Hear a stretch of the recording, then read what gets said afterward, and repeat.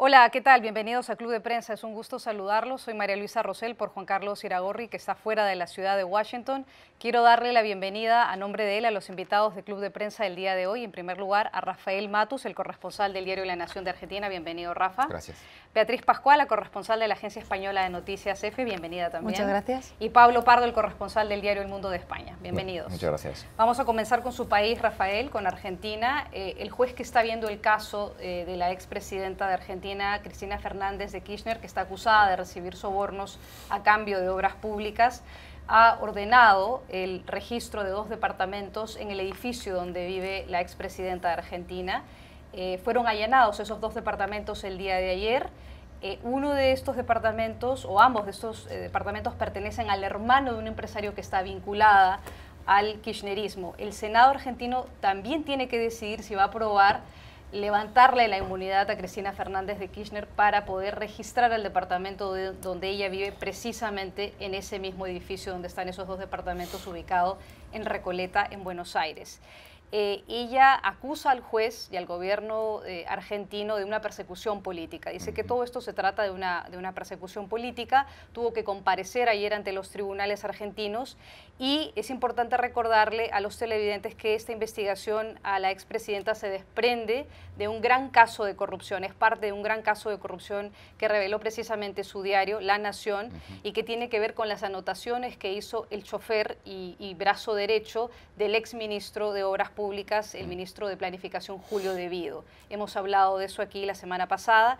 Es una trama que tiene que ver con coimas que vinculan a empresarios con funcionarios públicos y la pregunta es hasta dónde va a llegar todo este tema. ¿Qué es lo que va a pasar? Bueno, es muy difícil anticiparlo porque todos los días aparece algún empresario nuevo que va a la justicia a declararse como arrepentido, que intenta protegerse de alguna manera de este gigantesco escándalo que se destapó hace apenas unos pocos días, pero ya se ha convertido en el escándalo de corrupción más grande que ha visto la historia argentina y la justicia argentina.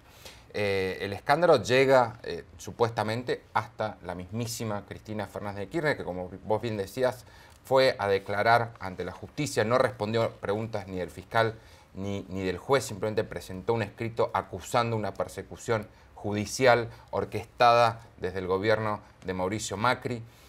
Cristina está muy enfrentada con el juez que lleva la causa, el juez Bonadío, al cual tiene entre ceja y ceja y ha acusado de perseguirla políticamente, ¿no? El destino de la expresidenta está en manos de los senadores, ¿no? Una razón clara por la cual Cristina Kirchner se postuló para regresar al Senado de la Argentina y era porque ella quería la protección que le brindan los fueros parlamentarios, ¿no? Ahora el Senado va a tener que votar, va a tener que decidir si mantiene esa protección para la presidenta. La justicia quiere allanar su domicilio en este mismo edificio donde ya se realizaron allanamientos para seguir recolectando pruebas. Y ahí ese futuro de Cristina depende del peronismo, ¿no? Y el peronismo se enfrenta a un dilema, si decide proteger a la expresidenta ateniéndose a la doctrina de la sentencia firme que ya aplicó para el expresidente Carlos Menem, también acusado, sentenciado por casos de corrupción, pero sin sentencia firme. El Senado nunca le quitó los fueros y por eso Menem nunca fue a prisión. Ahora, el peronismo se enfrenta a este dilema, ¿no? Es decir, bueno, vamos a seguir manteniendo esta doctrina, vamos a proteger a la expresidenta o le vamos a soltar la mano, vamos a dejarla en manos de la justicia, a riesgo de que eso nos cueste un respaldo político, porque hoy Cristina sigue teniendo un respaldo de un núcleo kirchnerista muy duro, aproximadamente el 25% de la población, que no quiere creer la abrumadora evidencia que ha dado no solamente la investigación de la Nación y la justicia, sino también los múltiples testimonios de empresarios que ya han desfilado ante la justicia aceptando que han pagado coimas por la obra pública, por favores políticos o por, como han dicho algunos, campañas, contribuciones a las campañas de los Kirchner. Esto recién comienza, estamos viendo la punta del iceberg, vamos a ver hasta dónde llega. ¿Qué es lo que le recuerda a usted este caso? Porque tenemos ejemplos similares en América Latina, el lavallato Sí. de Brasil y otros casos similares. ¿Qué opina usted, Beatriz? Precisamente cuando estaba hablando Rafael de que este puede ser el mayor escándalo de la democracia de Argentina, estaba pensando en Brasil, en Lula y en el escándalo de lavallato, Petrobras, o sea, la corrupción estatal a los niveles más altos y que alcanza a todas las esferas. Estamos, como dice Rafael, empezando a ver qué ocurre y las consecuencias políticas pueden ser muy grandes. Recordemos que Argentina celebra elecciones en octubre de 2019, elecciones presidenciales, y puede tener un gran impacto para Cristina Fernández. Ella aún no ha dicho si se va a posicionar como presidenta o no, pero también para Macri. Recordemos que uno de los empresarios, hay 9 empresarios que ya han ido a declarar ante la justicia, que han dicho que están colaborando con ella, y entre esos 9 empresarios está el primo del actual presidente Mauricio Macri. ¿Por qué? Porque la familia de Macri tiene una de las mayores fortunas de la Argentina y durante muchísimo tiempo tuvieron una relación de complicidad con el kirchnerismo. El padre de Macri, Franco Macri, uno de los mayores multimillonarios de la Argentina. ¿Qué se va a descubrir ahí? No solo por la parte de Cristina, sino también por la parte de Macri. Creo que va a ser muy interesante y veremos a ver qué ocurre. 9 empresarios que ya están colaborando, 7 altos cargos que ya están encarcelados, el número 2 del Ministerio de Planificación y otros, creo que son 7 empresarios que también están encarcelados. Entonces, a ver qué ocurre. Pablo, cambio de tema para hablar ahora de Turquía y la intención que tiene el gobierno turco de tratar de estabilizar su moneda porque pasa por uno de los periodos más críticos, la situación económica en Turquía. El Banco Central de Reserva de Turquía ha anunciado una serie de medidas para tratar de estabilizar la moneda turca, la lira, que desde el anuncio del presidente Trump del viernes pasado de imponer un incremento de aranceles al acero y al aluminio de Turquía ha, digamos, acelerado la caída del valor de la lira. El viernes pasado tuvo una caída de más del 14% frente al dólar, la devaluación más grande que ha tenido la lira en 2 décadas. Las relaciones, además, entre Estados Unidos y Turquía tampoco es que pasan por el mejor momento, debido en particular al caso del clérigo turco exiliado en Estados Unidos que se llama Fethullah Gulen. El presidente turco, Erdogan, lo acusa de estar detrás del intento de golpe de Estado del 2016 y Turquía quiere su extradición. Y Turquía ha sido rechazado un pedido del gobierno de los Estados Unidos para liberar a su vez a un pastor estadounidense, Andrew Burson, al que el gobierno turco está acusando de espionaje y terrorismo y que vincula precisamente con este clérigo Gulen. Una delegación turca ha estado la semana pasada aquí en Washington tratando de llegar a arreglos y conversaciones diplomáticas con el gobierno de Estados Unidos, pero según el Washington Post se ha ido con las manos vacías, no ha logrado concretar nada con el gobierno de Estados Unidos y más bien Estados Unidos está exigiendo la inmediata liberación del pastor Burson. Estados Unidos dice que no va a llegar a ninguna conversación con Turquía hasta que eso no se dé como requisito, como primer requisito. Y el Washington Post, en un artículo que está el día de hoy en su página en internet, señala que es probable que Turquía está perdiendo la batalla con el gobierno de Estados Unidos. ¿Ese es el caso desde su punto de vista?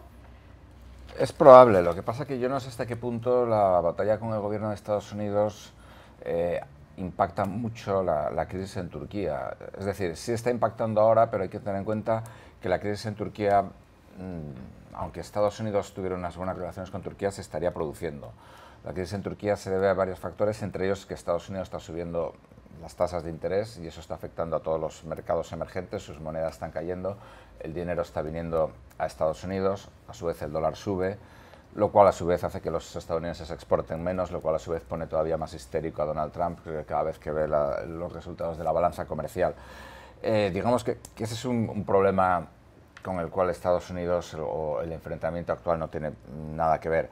Otro problema es la pésima gestión de la economía en Turquía. Erdogan es un poco, pues es un hombre psicológicamente similar a Donald Trump, Nicolás Maduro y Vladimir Putin, es decir, el Estado soy yo, hasta el punto de que ha puesto a su yerno como ministro de Economía, del mismo modo que aquí tenemos a Jared Kushner como ministro de todo prácticamente. Entonces, pues hay un problema de credibilidad muy grande con Turquía. El gobierno ha rechazado que la crisis fuera seria. Es decir, es algo que a lo mejor para una parte de la audiencia latinoamericana del programa puede traerle recuerdos, para una parte de los argentinos también, es decir, la cosa de no va a pasar nada, tal, y después siempre se echa la culpa pues a algún tipo de conspiración extranjera, etcétera, etcétera. Sí que es cierto, al margen de esto, que entre Erdogan y Trump ahora mismo no hay una buena relación. Cosa curiosa, porque antes sí que la había. También se ha pasado lo contrario. Entre Erdogan y Putin hubo una relación pésima cuando los turcos derribaron un cazabombardero ruso.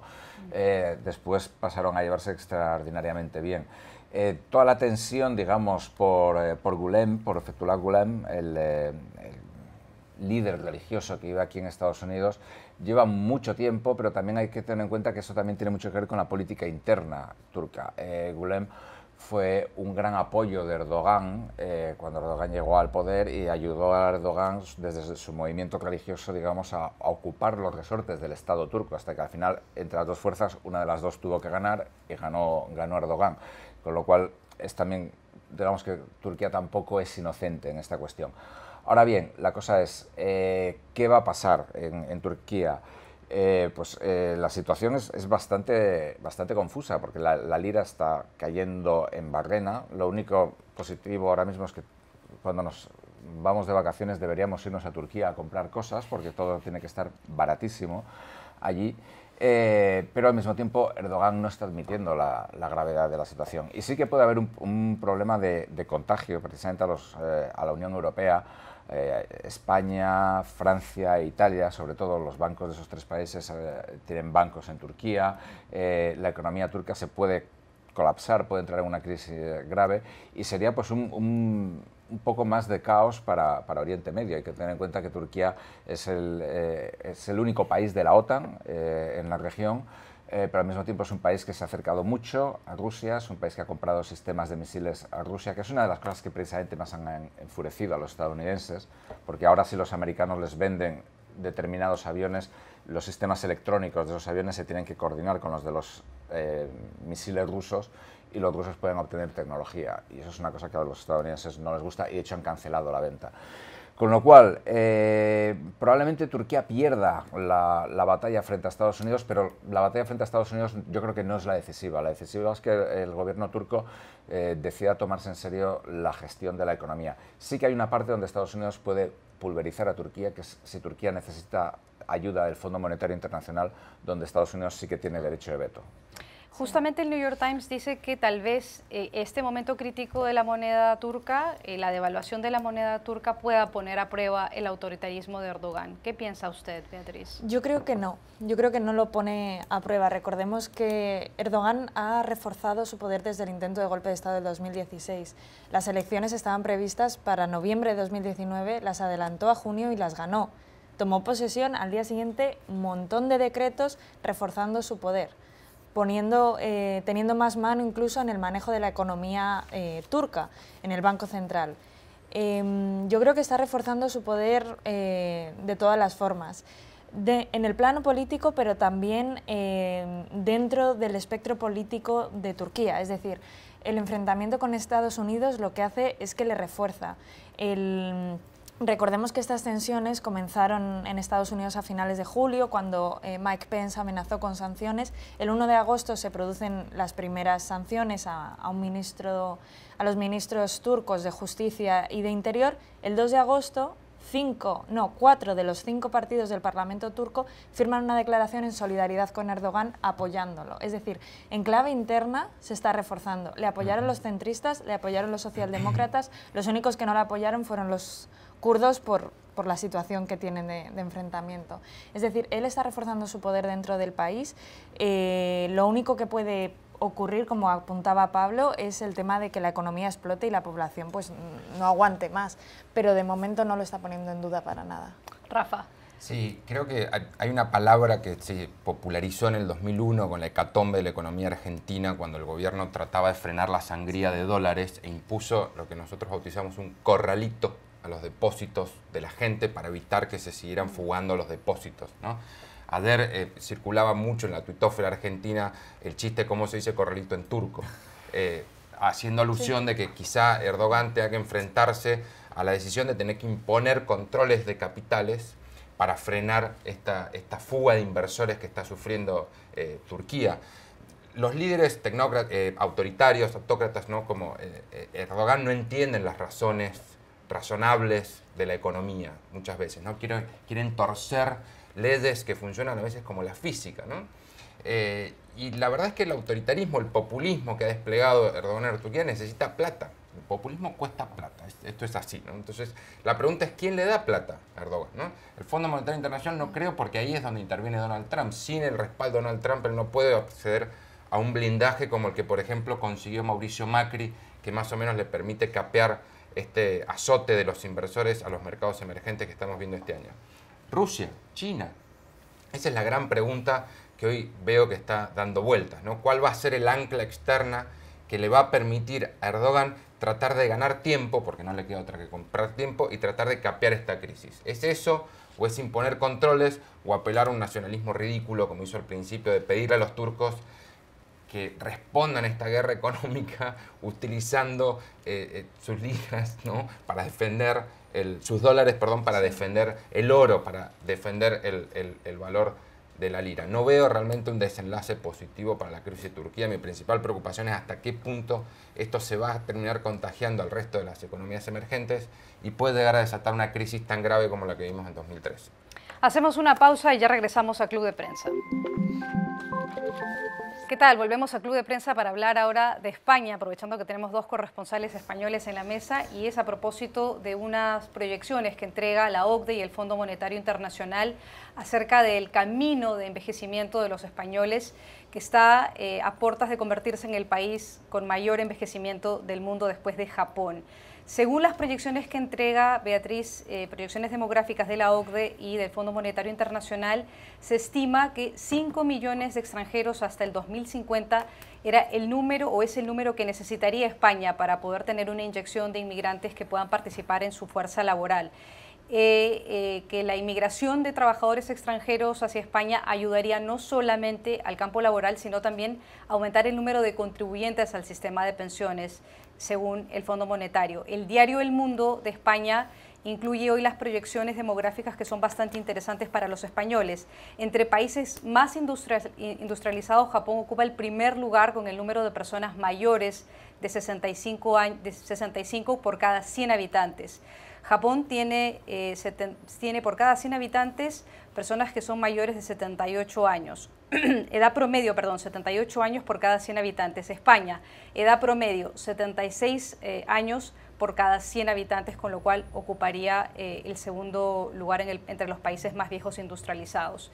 Se piensa que estas sugerencias y estas proyecciones del Fondo Monetario podrían ser un argumento para el gobierno español actual, sí, de señalar que efectivamente la migración es positiva, que ayudaría a la economía española. ¿Qué piensa usted? Creo que eso queda claro con los informes del FMI. El gobierno español, por ejemplo, acaba de decir que acepta a 60 de los 140 inmigrantes del Aquarius, del barco que venía con inmigrantes del norte de África. También lo que hacen estos datos es desautorizar a las voces más xenófobas del espectro político español, que habían dicho, como por ejemplo el líder del PP, Pablo Casado, que no había papeles para todos y que no se podía acoger a inmigrantes. Creo que parte de lo que ocultan un poco esas cifras y la reflexión que yo hago un poco de esto es que España necesita 5 millones de inmigrantes porque después de la crisis económica que vivió España, que comenzó en 2008, se fue mucha gente. Es decir, mucha gente joven, extranjera, española, se tuvo que ir porque no tenía oportunidades. Según el Instituto Nacional de Estadística de España, que es el que tiene todos los datos, 2 millones de extranjeros salieron entre 2008 y 2016 de España y 500.000 españoles porque no encontraban oportunidades. Una de las cosas que dice el FMI, que no se destaca tanto, es que el gobierno español, aparte de abrir las puertas a la inmigración y potenciar una inmigración joven que contribuya al sistema de pensiones, al sistema de la seguridad social, lo que tiene que hacer es medidas para reducir la inmigración, es decir, la gente que sale de España y darles oportunidades. Es decir, tal vez reforzar un poquito más el sistema social, de oportunidades, para que tanto la gente con experiencia en España que se tuvo que ir vuelva, como para admitir y dar oportunidades y acoger a la gente que está viniendo. Pablo, precisamente su diario hace referencia a la división un poco política que hay en el espectro de los partidos políticos. Por un lado, el gobierno socialista español actualmente dice que la migración es positiva. Por otro lado, como hacía referencia Beatriz, Ciudadanos y el Partido Popular tienen una posición completamente opuesta a la migración y más bien le están exigiendo al gobierno que tenga mayores controles, mayor firmeza con la inmigración. ¿Quién tiene la razón? Bueno, yo creo que hay una muestra de esta divergencia es que en esa noticia en El Mundo, antes cuando empezaba el programa había 426 comentarios, es decir, la gente se pone muy nerviosa cuando se comenta la cuestión de la inmigración. Lo que está claro es que en general yo me atrevería a decir que siempre la inmigración es beneficiosa para un país. Ya sé que decir esto a determinada gente no le puede gustar, pero, y bueno, que aquí estamos en el fondo pues 4 personas que somos inmigrantes, pero esto es una realidad. La gente, por ejemplo, en Estados Unidos, que dice que los inmigrantes tienen que irse, etcétera, bueno, hay una cuestión muy clara. Los estadounidenses, por decirlo de una manera que ellos lo entiendan, no se reproducen, no pueden mantener su sistema de pensiones. Y en España nos pasa exactamente lo mismo. Es decir, podemos echarlos a todos y nos convertiremos en un gran geriátrico, en un país con 45 millones o los que sea de españoles perfectos, todos jubilados. Entonces, los números no cuadran, es así de simple. Cuando se habla de cuestión de inmigración también sucede otra cosa, es decir, los inmigrantes al mismo tiempo quitan empleos a la gente del país y al mismo tiempo son unos vagos que viven del estado del bienestar y de las ayudas sociales. Lo logran todo esa gente, es decir, no, o son unos vagos que viven de las ayudas sociales o unos asesinos, como dice Donald Trump, de los mexicanos, o le quitan trabajo a la gente. No creo que nadie tenga tiempo para hacer las dos cosas.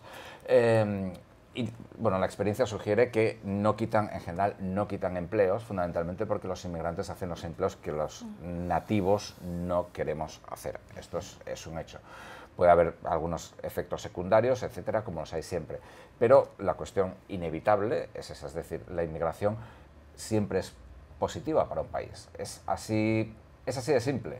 Y por mucho que a algunas personas les moleste o lo que sea, la inmigración es positiva. Y en el caso específico de los sistemas de pensiones en los países desarrollados, empezando por Estados Unidos, donde si la población de Estados Unidos crece es porque los latinos hacen que crezca, si no, no crecería.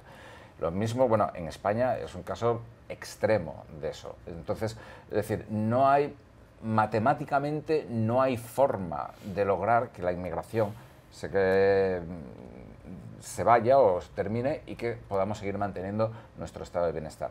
Hay una serie de partidos que han descubierto un grandísimo filón político a la hora de echarle la culpa a los inmigrantes. Ha habido propuestas tanto de derecha como de izquierda que son absolutamente de manicomio con respecto a si crear un plan Marshall para África, para desarrollar África, cosas que son absolutamente imposibles porque no estamos después de la Segunda Guerra Mundial, África no es Europa después de la Segunda Guerra Mundial. Y crear un plan Marshall para África nos costaría una monstruosidad, es decir, tanto Antonio Banderas por la izquierda como Pablo Casado por la derecha, que han dicho que hay que hacer un plan Marshall para África, yo no sé si se han detenido a pensar cuánta gente vive en África para hacerles un plan Marshall y que salgan del desarrollo, del subdesarrollo, del cual además ya están saliendo ellos solitos. Entonces, es decir, yo creo que lo que ha dicho el Fondo Monetario son los números. Yo entiendo que haya gente que diga que hay que controlar la inmigración, pero a cambio que digan, bueno, hay que controlar la inmigración y a partir de ahora toda mujer española va a tener 4 hijos y entonces ya no harán falta inmigrantes. Hacemos una pausa y ya regresamos al programa. ¿Qué tal? Regresamos al Club de Prensa para hablar ahora sobre noticias de Estados Unidos y la primera de ellas tiene que ver con el despido de un agente del FBI. Se trata del agente Peter Strzok, que participó en la investigación de la interferencia de Rusia en las elecciones del 2016. Él también participó en la investigación que se le hizo a Hillary Clinton y el uso de un servidor privado en su casa para recibir correos electrónicos mientras era secretaria de Estado, Rafa. El inspector general del Departamento de Justicia había descubierto que Strzok había intercambiado correos electrónicos con otro funcionario del FBI y esa es la motivación, la causa por la que Strzok ha sido despedido. Hay quienes aseguran que esto tiene un tinte político, otros aseguran que no. Justamente sobre eso le quiero preguntar. Strzok había sido el blanco de una serie de críticas de los republicanos en el Congreso. Él estuvo y compareció en una audiencia en el Congreso no hace mucho y había una serie de personas que atacaban la investigación y que continúan atacando la investigación del fiscal especial Robert Mueller. Strzok era como la cara visible de todos esos ataques. ¿Cuánto influencia el despido o qué efecto tiene el despido de Strzok del FBI en la investigación de la trama rusa? No, creo que el despido en sí no tiene tanta influencia, sí su presencia y la razón del despido sí tiene mucha influencia, ¿no? Como vos bien decías, el motivo por el cual el FBI los desplaza es porque intercambió mensajes con su amante, Lisa Page, que también era una ex abogada del FBI, con críticas a Trump, ¿no? Entonces, esto le dio mucha munición al presidente, a Donald Trump, a los republicanos, para politizar toda la investigación que lidera Bob Mueller y para acusarla de tener un claro sesgo político a favor de los demócratas y en contra del presidente. Ha sido la principal línea de ataque que ha desplegado Trump durante los últimos meses, sobre todo contra la trama rusa. Strzok era un desconocido para todo el mundo hasta que Bob Mueller se da cuenta cuando se enfrenta a estos mensajes de texto que habían intercambiado con los teléfonos del FBI con su amante, con críticas a Trump, lo desplaza de la investigación justamente porque ve que se había convertido en una carga, ¿no? para su equipo. Y después se desata toda una serie de investigación interna en el FBI, lo suspenden por 60 días, pero la presión de la Casa Blanca y de Trump para que el FBI se deshiciera de este agente y le diera a Trump un motivo adicional para atacar la investigación de Mueller, llevó al FBI a despedirlo, a echarlo. Hoy, esta mañana veía, Donald Trump ya lleva 9 tweets, solamente hoy, contra este agente del FBI, contra la casa de brujas de la investigación de Mueller, achacando una y otra vez contra Hillary Clinton. Ayer dijo que frente a este escándalo habría que reactivar la investigación sobre los correos electrónicos de Hillary Clinton que el FBI ya cerró. Digo, esto es una diatriba del presidente contra el FBI, contra la investigación de Mueller, que vamos a seguir viendo hasta el final. Es la principal arma de defensa que tiene Trump en contra de la investigación de Mueller. Politizarla, insistir una y otra vez, machacar una y otra vez con que la investigación de Mueller tiene un claro sesgo político, que favorece a los demócratas, que quiere perjudicarlo, insistir en que es una gran casa de brujas, en que no hubo colusión con Rusia. Ahora pone a la par, no solamente, ya no habla solamente de que no hubo colusión, también dice que no hubo obstrucción de la justicia, que es la otra línea que está siguiendo Mueller.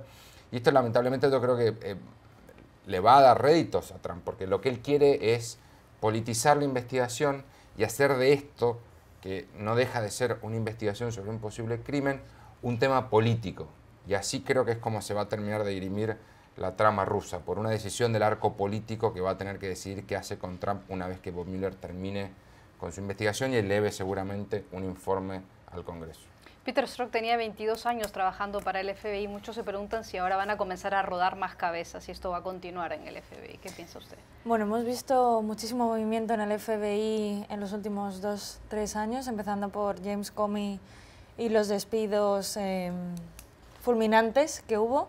Yo creo que no va a haber muchísimo más rodamiento de cabezas, simplemente, como comentaba Rafa, que esto vaya a ser utilizado como un arma arrojadiza política para desacreditar a la investigación de Mueller antes de que se publiquen los resultados y cuando se publiquen los resultados para decir esto no tiene ningún sentido, esto no vale para nada porque tiene simplemente fines políticos. Le permite además a Trump hablar de la investigación rusa y atacar a la investigación rusa y su credibilidad, la de Mueller, mientras que Mueller lo que está haciendo es en Alexandria, a unos kilómetros de aquí, a las afueras de Washington, enjuiciar al que fuera jefe de campaña de Trump, Paul Manafort. De eso no habla Trump. Tampoco le ha dado ningún tipo de apoyo férreo, es inocente. Parece que se ha olvidado de repente de que tuvo un jefe de campaña que estaba cobrando dinero de oligarcas rusos y del gobierno de Viktor Yanukovych, prorruso, en Ucrania. De eso no habla, pero 9 tweets para hablar de la gente del FBI, entonces sí. Como se dice en España, hay veces que más vale prevenir que curar, y parece que eso es lo que está haciendo Trump, más prevenir lo que se le va a venir encima a la expectativa de si tiene luego que curar heridas. La CNN publicaba hoy día en la mañana una encuesta en donde señala que más del 60% de los estadounidenses quieren que el fiscal especial Robert Mueller termine con su investigación antes de las elecciones de medio término de noviembre. ¿Cómo va a influir todo este debate político en las decisiones finales de Robert Mueller?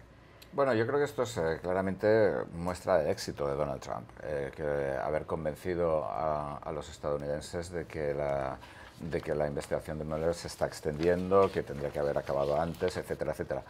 Lo cual, por decirlo de una manera sofisticada, es una mentira gigantesca, porque tenemos el fiscal especial Fred Starr, en el caso de Lewinsky, estuvo investigando como durante 4 años para que al final acabar contándonos una película pornográfica que provocó una crisis política. En este caso, al menos no es una película pornográfica, es una película de espías, que tiene más consecuencias en materia política. Pero sí, yo creo que, vamos a ver, está claro que la investigación de Mueller no va a acabar, está claro que va a continuar durante mucho tiempo. Constantemente hay gente que está siendo investigada. Ahora tenemos a Roger Stone, un personaje que, por decirlo suavemente, es atrabiliario del entorno de Donald Trump, que está siendo investigado, que estaba en contacto con hackers rusos, que estaba en contacto con Wikileaks. Tenemos al mismo tiempo una investigación separada, probablemente algo hecho por el propio Mueller para mantener, en el caso de que le obliguen a acabar con su investigación, hay una investigación separada que está llevando a cabo la Fiscalía de Manhattan, en Nueva York, sobre decir abogado no es correcto, es el chico de los recados de Donald Trump, Cohen, que ahora una de las cosas que los defensores de Trump nos están diciendo es que una de las cosas que hacen los abogados de los hombres ricos en Estados Unidos es que el hombre rico les da como $130.000 y le dice: dale ese dinero a una actriz pornográfica, y el hombre va y se lo hace, y eso forma parte del trabajo de los abogados. Yo no sé si entre nuestra audiencia hay letrados, pero me parece que eso no forma parte de la actividad jurídica habitual. Pero vamos, Cohen está siendo investigado, Wasserman, ahora mismo no me acuerdo de su nombre, que es el hombre que ha llevado todos los negocios de Donald Trump, de su familia y de su fundación en los últimos 18 años, también está siendo investigado. Es decir, por mucho que Donald Trump insista una y otra vez que esto tiene que terminar, etcétera, esto no va a terminar. Hay múltiples líneas de investigación que están abiertas y constantemente hay gente que está siendo investigada y vamos, esto no se acaba, desde luego que no se acaba por lo menos en un año. El diario The Guardian de Inglaterra, precisamente, Rafa, haciendo un giro en la conversación, se refiere al tema de las elecciones. Acabamos de hablar de hackeo, de investigación de trama rusa, y lo que dice The Guardian es que, o se pregunta más bien, ¿por qué las elecciones en Estados Unidos, las elecciones en general, los procesos de elecciones, siguen siendo todavía vulnerables, susceptibles de un nuevo ataque cibernético? ¿Por qué ocurre esto? Y es muy interesante porque The Guardian se remonta a la noche del 18 de abril del año pasado, día de elecciones en el estado de Georgia, en las que se esperaba que el demócrata Jon Ossoff iba a lograr reemplazar a Tom Price, que había sido seleccionado por Donald Trump para ocupar el Ministerio de la Salud y que dejaba una curul. Hubo esa noche una falla en los computadores que se utilizan en uno de los distritos electorales. La votación terminó, a la hora del cómputo se establecía que él tenía una ventaja, que Ossoff, el demócrata, tenía una ventaja de un poquito más del 50%, pero luego se acercaba la medianoche y luego el cómputo varió. hubo un error, no se sabe, hasta el día de hoy no se sabe qué pasó, pero la tarjeta de memoria de los computadores al final no logró darle ese 50 y tantos % que estaba proyectado al inicio cuando comenzaban a hacerse los primeros cómputos. Lo que pasa, dice The Guardian, es que esto no solamente ocurre en Georgia, esto ocurre a nivel nacional porque Estados Unidos, todas las votaciones son a través de las computadoras y nada se imprime, no hay ningún papel ni ningún documento que imprima las votaciones para hacer un cotejo de cuántos votos se hicieron por la computadora y cuántos votos finalmente han sido contabilizados por los sistemas de las computadoras. Y como no hay una forma independiente de verificación, dice The Guardian, es posible que Estados Unidos vuelva a ser o pueda ser susceptible de un nuevo hackeo o un ataque cibernético. ¿Qué cree usted? Bueno, las autoridades federales de Estados Unidos, cada vez que hemos hablado sobre la injerencia de Rusia en la elección presidencial de 2016, como han dicho todo el equipo de seguridad nacional de Trump, la continua ataque orquestado desde el Kremlin para generar una campaña de desinformación e interferir con el proceso democrático de Estados Unidos, nunca, según el gobierno federal de Estados Unidos, llegó a comprometer el conteo de votos, ¿no? Pero el hecho de que estemos hablando de esto creo que es interesante, pues refleja un poco la vulnerabilidad que muchas personas ven en los procesos democráticos y en los procedimientes más modernos que aplican la mayoría de los países desarrollados, que es el voto electrónico. En la Argentina todavía estamos debatiendo si se implementa el voto electrónico o no, y muchas personas dicen, no, quedémonos con el papel. El papel es imborrable, el papel es ineludible, nadie puede... Se puede quemar un papel, se puede destruir un papel, ¿no? Pero al estar los votos en papel se puede volver a contar una y otra vez cada uno de todos los votos. Entonces, esta nueva ola de ataques cibernéticos que nosotros estamos viendo, que quedaron muy en evidencia en 2016, según la acusación del gobierno de Estados Unidos, que el gobierno de Vladimir Putin ha negado una y otra vez, ¿no? Que ha intentado interferir, esto hay que decirlo. Putin una y otra vez insiste en que el Kremlin no orquestó una campaña, el gobierno de Estados Unidos insiste que hay una cantidad notable de evidencias que confirman que el Kremlin intentó meter mano en la democracia de Estados Unidos. Me parece que lo que esto deja en claro es que los gobiernos tienen que ofrecer todas las garantías y todas las seguridades necesarias para que la credibilidad de la democracia no sea puesta en duda. Beatriz, ¿cómo lo ve usted? Yo creo que el sistema actual electoral de Estados Unidos tiene varios fallos. Primero, lo que estábamos hablando de que no existe un documento físico que se pueda volver a contar y contar. Es decir, está muy bien que se haga por ordenadores, pero tal vez debería hacerse también en papel para poder tener un soporte físico y guardarlo. Segundo, lo que me llama muchísimo de la atención de Estados Unidos y que lo hemos comentado ya en esta mesa es la ausencia de una autoridad electoral federal que recuente los votos, que cante los resultados después de que se produce una votación. Es decir, es la agencia estadounidense de noticias AP la que hace Associated Press, la que dice quién ha ganado las elecciones. Eso me parece, no sé, de novela auténtica. Yo no me lo creía hasta que llegué aquí. En tercer lugar, el tema de que en Estados Unidos la gente no tiene derecho a votar porque ha cumplido la mayoría de edad, sino que se tiene que registrar. Es uno de los pocos países del mundo donde los votantes tienen que ir con su licencia de conducir o su carnet de identidad estatal, porque no existe un carnet federal de identidad, a registrarse para poder votar y cómo eso se puede manipular. Es decir, en las elecciones de 2016 lo que decían algunas autoridades electorales era que se había manipulado, se había dicho que había gente, minorías en distintos distritos, por ejemplo afroamericanos, que de repente habían cambiado todos de domicilio y entonces no podían votar, o que de repente aparecían como fallecidos y no podían votar. Ese es uno de los problemas, que al no existir, pues repito, una autoridad federal que regule todo esto, sino que depende individualmente de los estados, hay una gran desigualdad. Y en último lugar, el Congreso aprobó un paquete muy grande de dinero, 380 millones de dólares en marzo, para ayudar a los estados a reforzar sus sistemas electrónicos, para actualizarlos, porque es que tenemos cosas con el Windows 7, o sea, para actualizar un poco la cosa, ¿no? Sin embargo, hay estados que directamente han dicho que no lo quieren hacer, que no están utilizando ese dinero. No existe una regulación en todo Estados Unidos, entonces cada uno hace lo que le da la gana y al final, pues eso, se aprovechan. Pablo, ¿estamos entonces ante la posibilidad de que Estados Unidos vuelva a ser sujeto de un ataque cibernético? Sí, bueno, incluso aunque no sea objeto de un ataque cibernético, las elecciones aquí, en Estados Unidos el sistema electoral básicamente es un sistema electoral del siglo XVIII.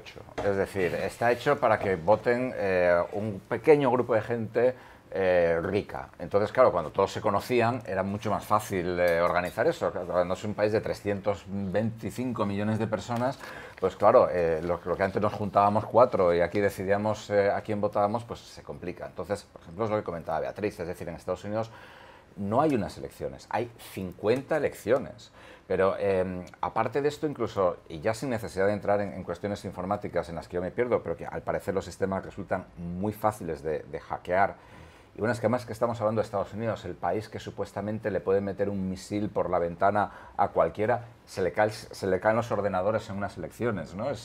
Acordémonos del año 2000, en el caso de Gore y el Bush, reconteo de los votos. El reconteo de los votos, las papeletas mariposa, todo aquello. Es decir, cada estado y a veces hasta cada condado tiene criterios diferentes para votar. Hay sitios en Estados Unidos donde uno puede votar presentando la factura de la luz. Entonces, claro, volvemos a lo de siempre. Si esto pasara en Argentina, en Perú, pues es que sois unas democracias horribles, hay una corrupción gigantesca, etc. Un país bananero, como pasa en Estados Unidos, es la mayor democracia del mundo, que un caballero aparezca con su factura de la luz y diga, hola, yo soy este y quiero votar. Entonces, la cuestión es absolutamente catastrófica. Luego, otra cosa, por ejemplo, que sucede, no solo no hay una autoridad central que monitorice las elecciones, es que tampoco la hay en los estados. El que supervisa el recuento de los estados es el secretario de Estado del Estado, que es el número 2 del Estado. Y ahora mismo, por ejemplo, en las primarias republicanas en Kansas, hay un lío espectacular entre el secretario de Estado que se ha presentado a las primarias y otro que se ha presentado. Los dos están empatados, están haciendo un recuento y, claro, el secretario de Estado es el que dirige el recuento. Lógicamente, el secretario de Estado está ganando en el recuento. Si yo fuera el secretario de Estado, también yo ganaría, ¿no? Entonces, claro, son unas cosas que son absolutamente... si esto pasara en cualquier otro país del mundo, Estados Unidos le retiraría ayuda económica porque diría que no cumple los requisitos más básicos para celebrar unas elecciones normales. Hacemos una pausa y ya regresamos con lo último a Club de Prensa. ¿Qué tal? Regresamos a Club de Prensa para nuestra última parte del programa porque queremos compartir con ustedes un ranking que ha elaborado la unidad de inteligencia de la revista The Economist y tiene que ver con las ciudades que son las mejores para vivir. Según el ranking de esta publicación de la unidad de inteligencia de The Economist, Viena, la capital de Austria, es la mejor ciudad para vivir en el mundo. Se evalúan varios criterios: la seguridad, la estabilidad política, la estabilidad social, el nivel de educación, el acceso a la salud. 140 países están incluidos en este ranking y Viena resultó ser la mejor ciudad del mundo. ¿Cuál es la mejor ciudad para usted?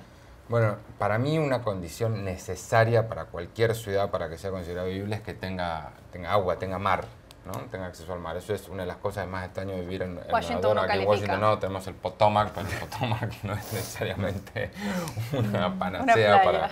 sí, tal cual. A mí siempre me ha gustado muchísimo Barcelona como ciudad para vivir. Creo que es una de las grandes ciudades en Europa. Y siempre me ha generado muchísima curiosidad Copenhague, que aparece en la lista un poco más rezagada, no la conozco, pero... me ha generado muchísima curiosidad, una de las ciudades que me quedan por conocer de Europa, a la que espero ir pronto. Viena tampoco he ido, no tiene mar, está enclavada en la mitad de Europa. Algo sabrá esta gente de Intelligence Unit. Beatriz. Para mí un criterio muy importante es que haya gente en la calle a cualquier hora del día y que haya niños jugando con viejitos, que es algo que no ocurre aquí en Washington y que cuando me mudé... A las 10 se acuestan todos. A las 10 se acuestan todos y no hay familias en la calle, que es algo que me llamó muchísimo la atención. Que en Madrid sí las hay, en Madrid sí las hay, hasta la medianoche. De hecho, o sea, a la gente extranjera, a amigos estadounidenses que me los he llevado a España y se sorprenden porque hay niños corriendo en la calle a las 11 de la noche. Es como hace calor en verano, claro que están a las 11 de la noche jugando. Pablo. Bueno, a mí de las que salen en la lista de las 10, la verdad que no conozco la mayoría, pero la que más me gusta es Vancouver, que me parece que es una ciudad preciosa. Bueno, para mí Washington es una ciudad que es casi perfecta. Además no hay niños en la calle. ¿Cómo es eso? Pero... No, esto ¿Cómo que perfecto? Lo he dicho solamente No, por llevar la contraria. No, pero Washington me parece Un encanto. que está muy bien porque... o sea, es una ciudad anglosajona, pero mitigada. Es decir, comparado con cómo puede ser una ciudad anglosajona o comparado con cómo puede ser un sitio como Copenhague, probablemente hay bastante gente en la calle durante el día. No es la típica ciudad anglosajona como son muchas ciudades en Gran Bretaña o en Estados Unidos, donde no hay absolutamente nadie, donde las calles están completamente desiertas. Aquí, al menos por el centro de Washington, sales y ves vida, ves Gente seres en traje. humanos. Y también un poco de niños. Y también niños. Agradecemos a nuestros invitados, Pablo Pardo del Mundo de España, Beatriz Pascual de la Agencia de Noticias EFE y Rafael Matus de La Nación de Argentina. Un placer estar con ustedes, que tengan un buen día.